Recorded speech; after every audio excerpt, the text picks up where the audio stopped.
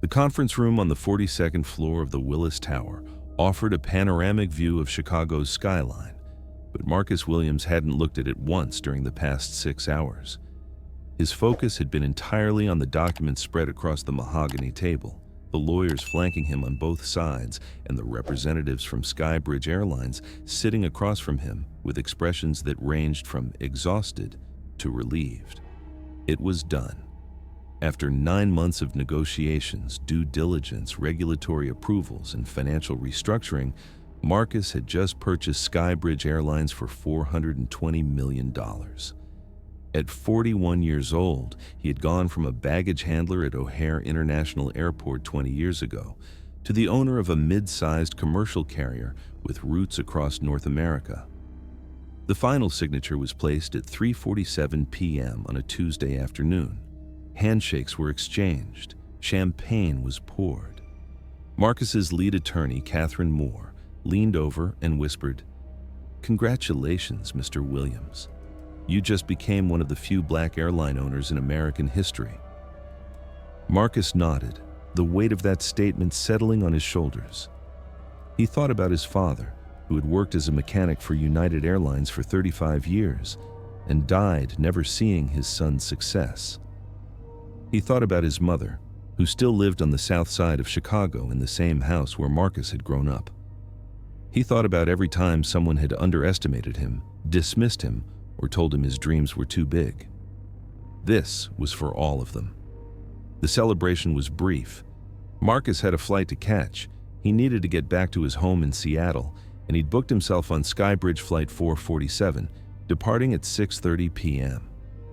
It would be his first time flying on his own airline as its owner, though nobody at the airport would know that yet.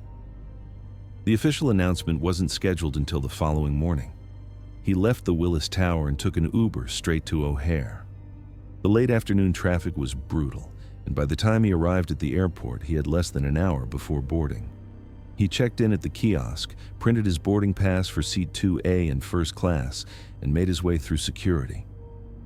The terminal was crowded, families dragging luggage, business travelers typing frantically on laptops, the usual chaos of a major hub airport. Marcus found his gate and sat down, pulling out his phone to respond to emails. His inbox was flooded with congratulations from investors, industry colleagues, and friends who had heard the news through the grapevine. But Marcus wasn't thinking about congratulations. He was thinking about what came next. Owning an airline was one thing. Running it successfully, building a culture of excellence, ensuring profitability while treating employees fairly, that was the real challenge. When boarding was called, Marcus joined the line for first class. He handed his boarding pass to the gate agent, a young man who scanned it and smiled. "Enjoy your flight, Mr. Williams." Marcus stepped onto the jet bridge, the familiar smell of recycled air and jet fuel filling his nostrils. He had flown hundreds of times, but this felt different. This was his plane now, his crew, his responsibility. The aircraft was a Boeing 737, configured with 12 first-class seats and 150 economy seats. Marcus entered through the forward door and turned left into the first-class cabin. The seats were wide and covered in cream-colored leather. Soft ambient lighting gave the space a warm, inviting glow. He found his seat, 2A, a window seat on the left side. He placed his briefcase in the overhead bin and settled in, loosening his tie. It had been a long day, and he was looking forward to a quiet flight home. But quiet was not what he was about to get. As passengers continued boarding, Marcus pulled out his phone and sent a quick text to his mother. "Big news coming tomorrow, Mom. You're going to be proud." He smiled as he hit send, imagining her reaction when she found out her son owned an airline. A flight attendant appeared in the aisle, moving through the cabin with a tray of pre-departure beverages. She was a woman in her mid-40s, with auburn hair pulled back in a tight bun and a smile that seemed painted on. Her name tag read, Jennifer Blake. "Good evening, sir," she said, her tone professional but cool. "Can I offer you something to drink before we take off?" "Champagne, orange juice, water?" "Water would be great, thank you," Marcus replied.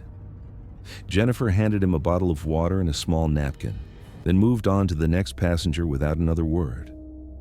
Marcus didn't think much of it. Flight attendants dealt with hundreds of people a day.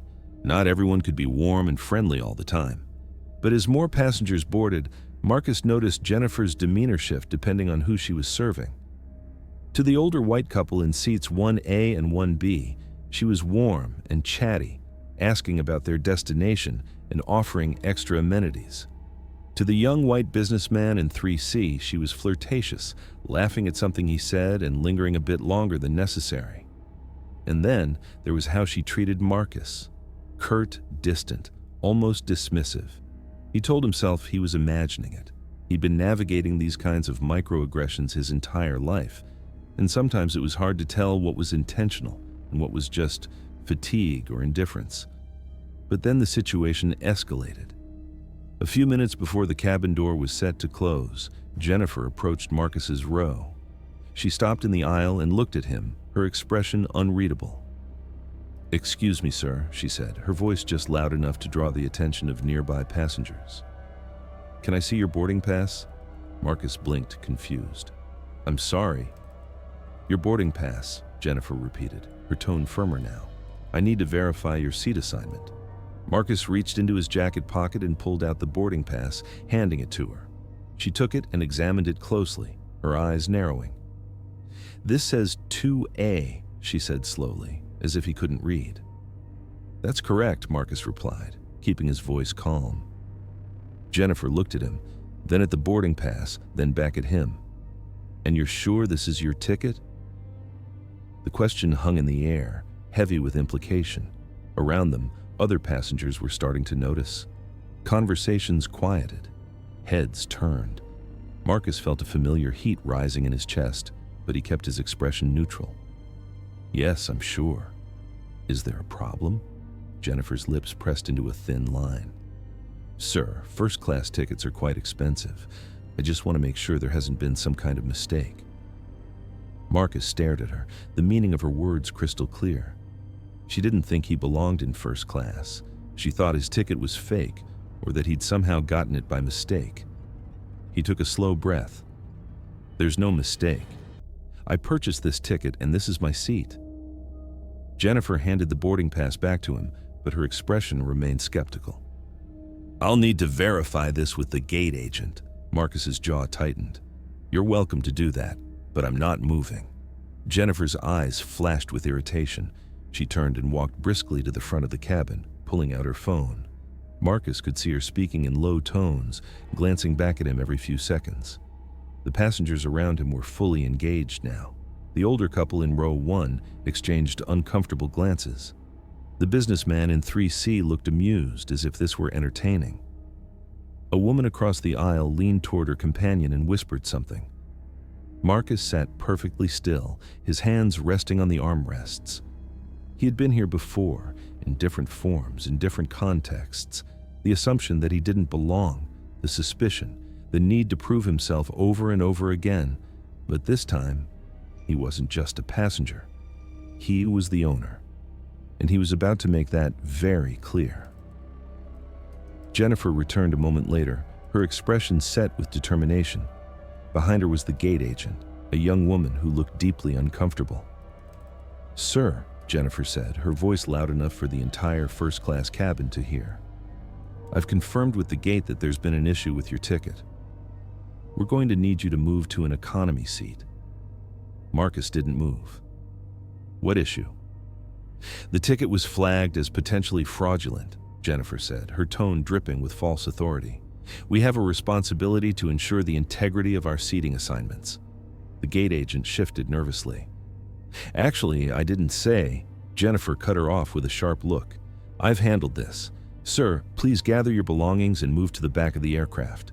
We need to depart on time." Marcus looked at the gate agent. "Is that true? Was my ticket flagged?"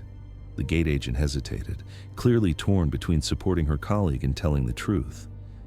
I didn't see any flags in the system, but I'm telling you there's an issue," Jennifer interrupted.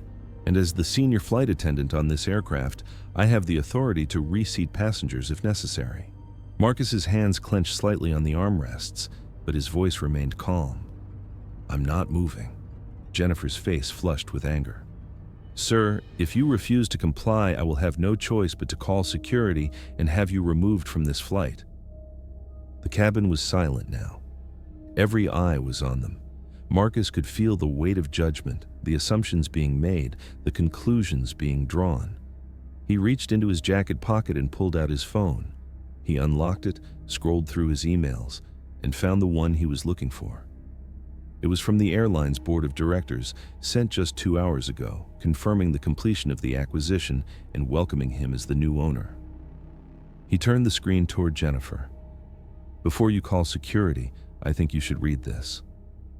Jennifer glanced at the screen, her expression dismissive. Then she actually read it. Her eyes widened, the color drained from her face. Marcus spoke quietly, but his words carried. "As of 3 o'clock this afternoon, I am the owner of Skybridge Airlines. This is my plane. You work for me, and I'm not moving." The silence that followed was absolute. Jennifer's mouth opened and closed, but no sound came out. The gate agent looked like she wanted to disappear into the floor. The passengers around them were frozen, processing what they'd just heard. Marcus stood slowly, his full height and presence filling the space. He looked at Jennifer, his expression calm, but his eyes hard. "What's your name?" Jennifer's voice came out as a whisper.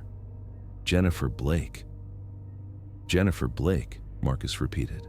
"As of right now, you are suspended pending an investigation. You will deplane immediately and report to the crew supervisor. Do you understand?" Jennifer's hands trembled. "Sir, I didn't know." "You didn't need to know who I was," Marcus said, his voice firm. "You needed to treat me with the same respect you'd show any passenger. You failed to do that." Jennifer looked around, as if searching for support, but found none. The gate agent had already stepped back, distancing herself. The passengers were silent, some looking sympathetic to Marcus, others looking ashamed that they'd watched without intervening. Jennifer's eyes filled with tears, but Marcus felt no satisfaction in seeing them. He felt only disappointment. Disappointment that in 2024, this was still happening. Disappointment that someone could work in an industry built on service and hospitality and still harbor such blatant prejudice. "Leave the aircraft," Marcus said quietly. Jennifer grabbed her bag from a compartment near the galley and walked down the aisle, her head down, her shoulders shaking. The gate agent followed her, murmuring something Marcus couldn't hear. As they exited, another flight attendant emerged from the back of the plane, a younger woman who had been preparing the economy cabin. She approached Marcus, her expression professional but kind. "Mr. Williams," she said softly, "I'm so sorry for what just happened. I'm Rebecca Torres, and I'll be taking over the first-class service for this flight. Is there anything I can get you?" Marcus sat back down, exhaling slowly. "Just some water, thank you." Rebecca nodded and quickly brought him a fresh bottle. As she handed it to him, she added, "For what it's worth, sir, a lot of us have been hoping for new ownership." "We've heard good things about you." Marcus managed a small smile. "Thank you, Rebecca. Let's make sure this flight goes smoothly." As Rebecca moved to assist other passengers, the cabin slowly came back to life. The older couple in row 1 leaned over. "We're sorry you had to go through that," the woman said. "It was completely unacceptable." Marcus nodded. "I appreciate that." The businessman in 3C, who had looked amused earlier, now seemed uncomfortable. He didn't say anything, but Marcus caught him glancing over with something that might have been respect or perhaps just relief that he hadn't been the one to cause a scene. The cabin door closed. The captain's voice came over the intercom, welcoming everyone aboard and announcing their on-time departure. As the plane pushed back from the gate, Marcus looked out the window at the Chicago skyline, the city where he'd started with nothing and now owned a piece of the sky itself. But the victory felt hollow. He hadn't wanted to reveal his ownership this way. He'd wanted to observe, to learn, to see the airline from a passenger's perspective before making his presence known. Jennifer Blake had forced his hand, and in doing so, she'd exposed a culture that needed to change. Marcus pulled out his phone and sent a text to Catherine Moore, his attorney. Need a full HR audit of all Skybridge employees. Start with customer-facing staff. This is priority 1. Catherine's response came seconds later. Understood. What happened? Marcus typed back. I'll explain when I land. But we have work to do. The flight to Seattle was smooth. Rebecca and the other flight attendants provided excellent service, but Marcus could tell word had spread through the crew. They were all on their best behavior, hyper-aware that the owner was on board. Marcus didn't sleep. He spent the flight reviewing employee files on his laptop, looking at customer complaint records and analyzing satisfaction scores. What he found was troubling.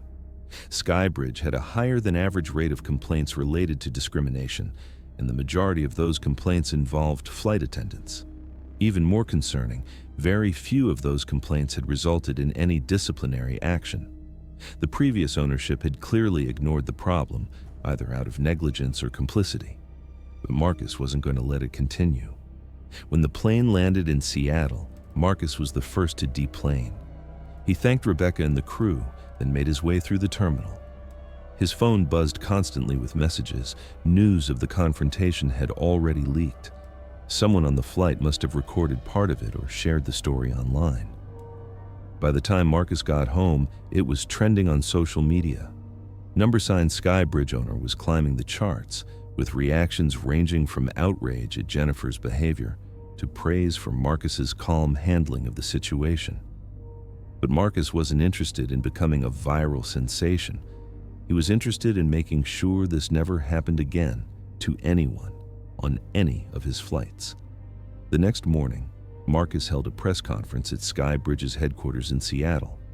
The room was packed with reporters, cameras, and industry analysts. He stood at the podium, dressed in a sharp navy suit, and began. Yesterday, I officially became the owner of Skybridge Airlines. It was supposed to be a day of celebration, a culmination of years of hard work and determination. Instead, it became a day that highlighted the deep-seated issues this airline and this industry still faces. He paused, looking directly into the cameras. I was subjected to discrimination by one of our flight attendants, someone who assumed, based on my appearance, that I didn't belong in first class. She was wrong.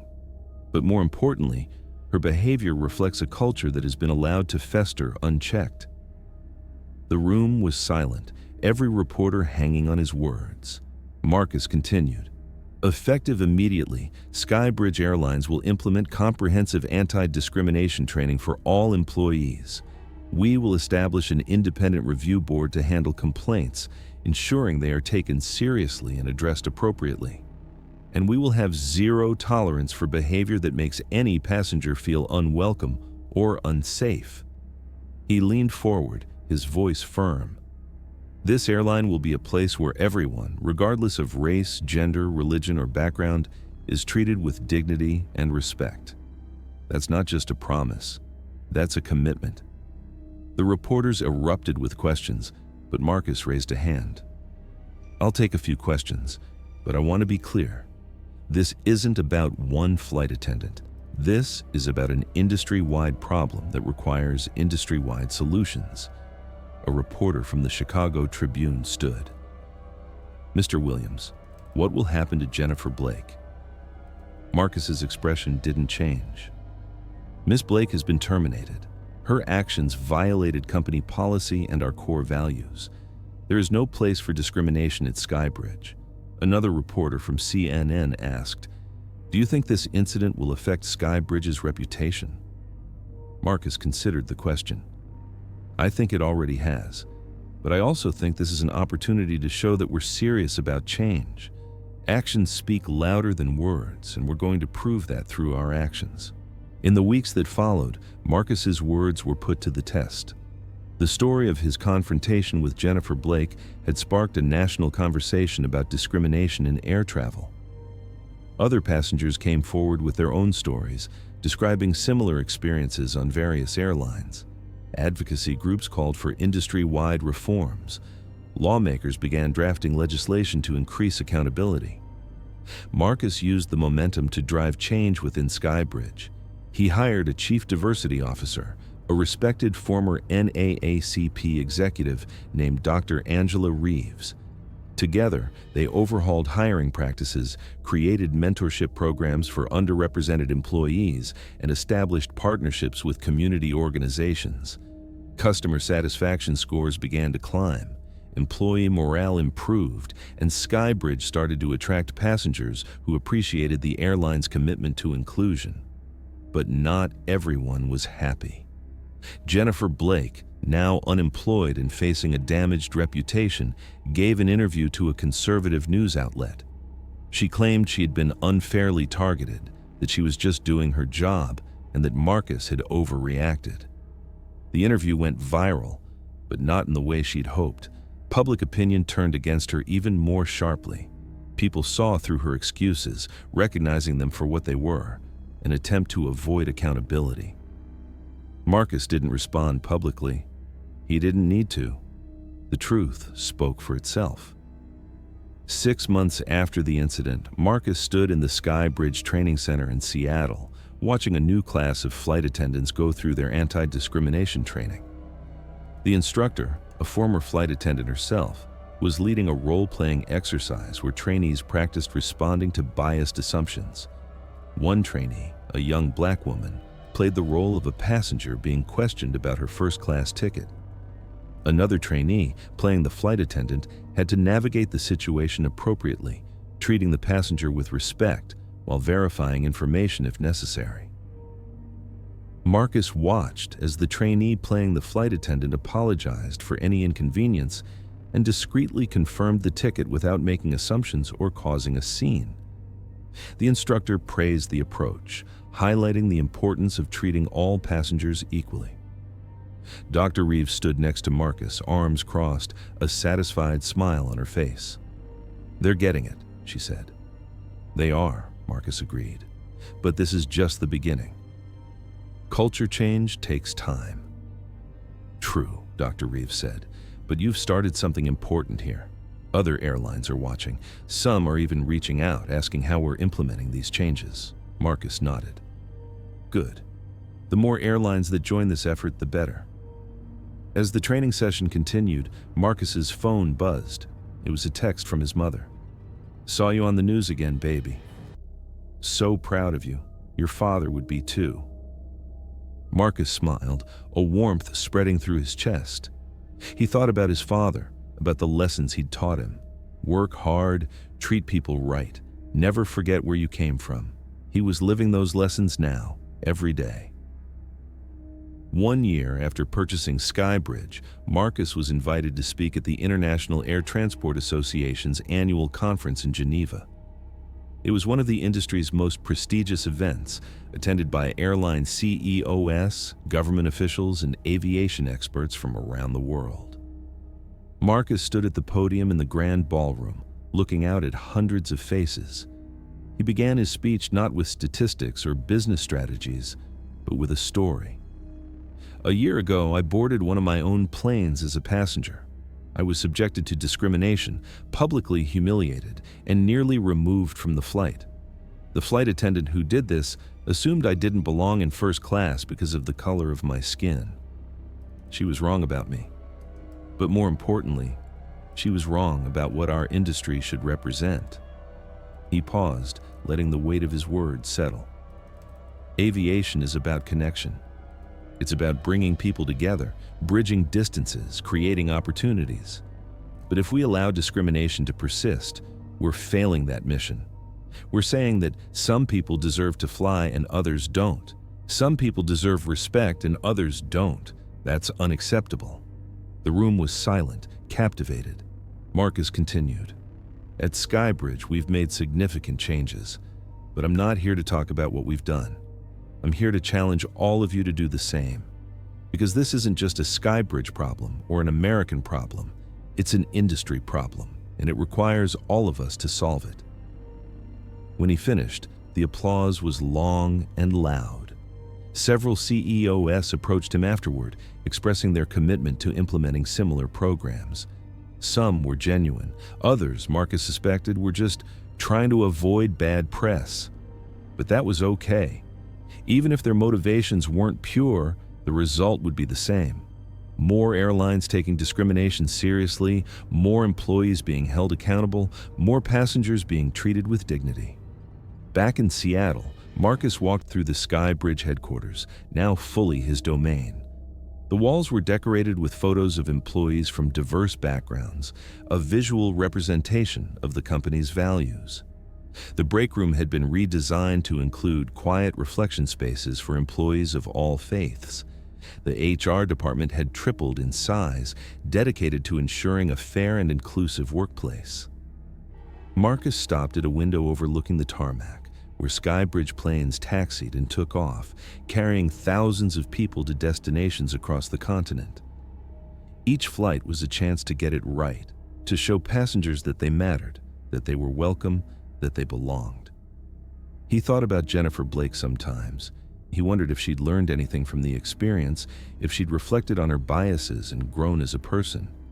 He hoped so, but he also knew that wasn't his responsibility. His responsibility was to the people flying on his planes, working for his company, trusting him to do right by them. And he would. Every single day. Marcus's phone rang. It was Rebecca Torres, the flight attendant who had stepped in on that fateful flight. She'd been promoted to lead trainer for the new anti-discrimination program. "Mr. Williams," she said when he answered, "I just wanted to update you. We've completed training for 80% of our flight attendants. Feedback has been overwhelmingly positive." "That's great, Rebecca. Thank you for leading this effort." "It's an honor, sir. This job means more to me now than it ever did. We're actually making a difference." Marcus smiled. "We are. And we're just getting started." As he hung up, he looked back at the planes on the tarmac. One of them, a 737 identical to the one he'd flown on a year ago, was preparing for departure. He could see the ground crew working efficiently, the pilots conducting their pre-flight checks, the flight attendants welcoming passengers aboard. It was a routine operation, one that happened thousands of times a day across the world. But for Marcus, it represented something more. It represented progress. It represented the belief that people could change, that systems could improve, that justice was possible. Not perfect, not immediate, but possible. And that was enough to keep fighting for. Thank you very much for listening. Please let us know what you think of this story in the comments. Don't forget to like the video and subscribe to the channel. Turn on notifications so you don't miss any other videos.